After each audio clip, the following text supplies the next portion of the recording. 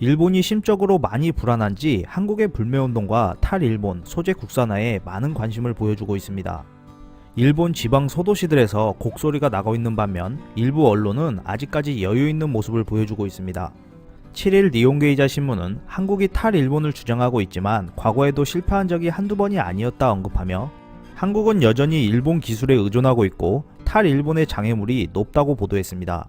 LG 디스플레이가 불화수소를 100% 국산화했다고 하지만 결국 원재료인 저순도 불화수소는 일본 것을 수입해 사용하고 있다는 주장을 한 것인데요. 니케이 신문은 한국이 탈일본을 쉽게 할 수 없는 이유로 일본산이 품질과 가격, 납기일 등을 모두 충족하기 때문이라 언급하며 한국 기업도 어떻게든 만들 수는 있겠지만 수율이 나쁘거나 가격이 비싸 채택하기 어렵고 납품 기한 및 품질도 마찬가지라고 주장했습니다.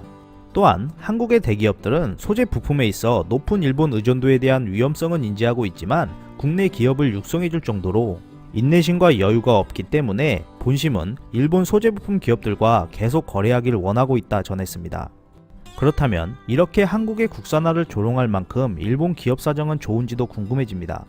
8일 니혼게이자이에 따르면 불화수소를 생산하는 일본 대표기업 스텔라 케미파가 19년 4월부터 9월간 한국 수출 감소로 순이익이 전년 동기 대비 58% 감소한 6억 3천만 엔이었다고 보도했습니다. 주력인 반도체용 불화수소를 한국에 수출하지 못해서 나온 결과치라고 하는데요.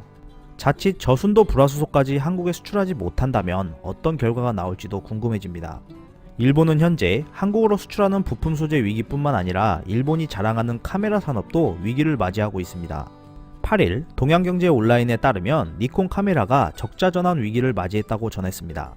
실적 악화 배경으로 태풍과 설비 투자 지연을 꼽았지만 실질적 하향 조정에 가장 큰 영향을 준 것은 카메라 산업 부진이라고 합니다. 니콘 오카마사 CFO도 급속한 시장 축소가 멈추지 않는다라며 카메라 시황 악화를 적자 전환 이유로 꼽았습니다.